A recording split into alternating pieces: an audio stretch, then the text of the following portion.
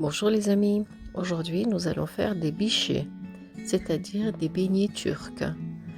C'est une pâte très facile à faire que vous êtes sûr de ne pas rater.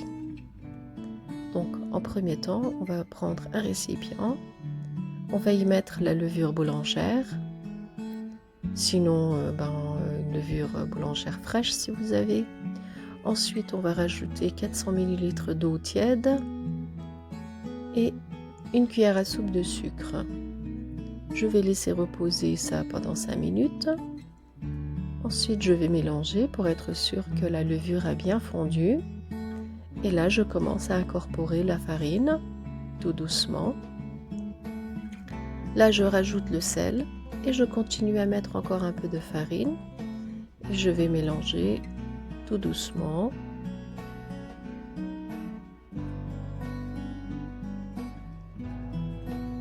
Au début, je vais mélanger avec une spatule. Après, je vais pétrir ma pâte à la main. Vous allez voir, ça va aller très très vite.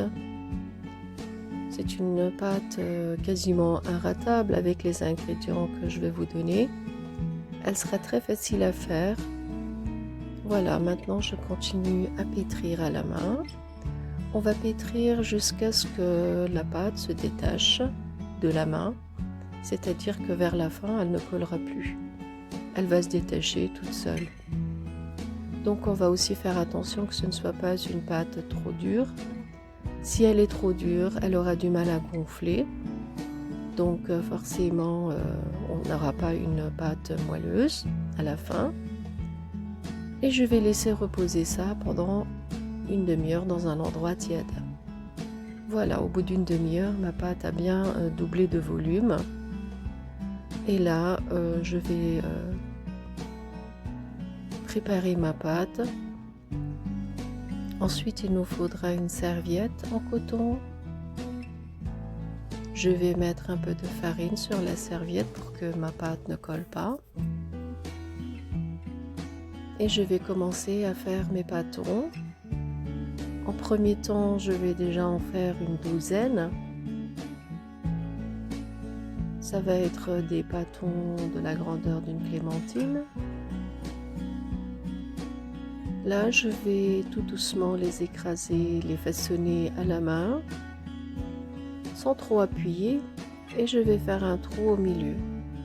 Vous pouvez faire comme moi, si vous avez une cuillère en bois, vous percez le milieu, mais comme je dis, faites attention à pas trop écraser la pâte, on veut qu'elle reste quand même encore gonflée.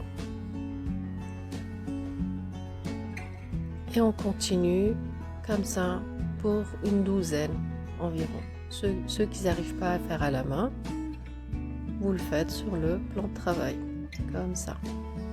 Et je ferme, je laisse reposer environ une dizaine de minutes. Et l'autre moitié de la pâte, c'est-à-dire carrément une douzaine de pâtons, je vais faire des petits pains farcis. La farce, vous pouvez mettre ce que vous voulez dedans. Moi, j'ai mis des sucuk, c'est-à-dire c'est des chorizo turcs que j'ai coupés en petites tranches. Voilà, au bout de 10 minutes que la pâte a reposé, je vais mettre les sucuk à l'intérieur et je vais refermer mes petits pains comme ça, sans trop appuyer, elles vont bien se refermer.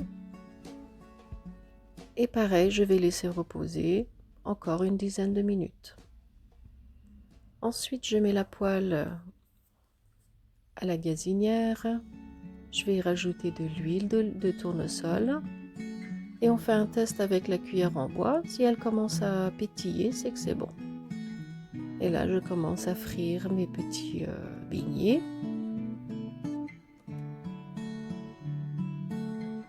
Vous allez voir, elles vont vite augmenter de volume et elles ne vont pas prendre le gras à l'intérieur. Donc ça va être des beignets quand même légères, on va dire. Voilà, mes beignets sont prêts. Et là, je vais cuire mes petits pains au sucuk. Pareil, on va les faire griller sur les deux côtés.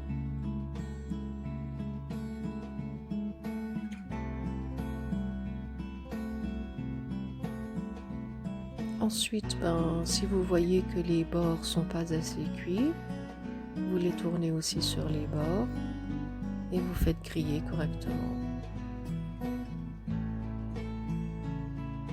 Moi, quand je fais cette recette, les enfants, ils adorent. C'est pour ça que j'en fais quasiment tous les dimanches. Du début jusqu'à la fin, ça me prend même pas 1 heure de préparer, de la cuire. Ça va très vite. Et la farce, comme je dis, vous pouvez mettre ce que vous voulez. Vous pouvez mettre de la viande hachée, vous pouvez mettre de pommes de terre, ou bien du chorizo comme moi j'ai fait. Comme vous voyez, mes pains sont bien frits, ils sont prêts, ils sont très bien moelleux même je peux dire. Voilà le résultat. Et à l'intérieur, il n'y a pas de gras.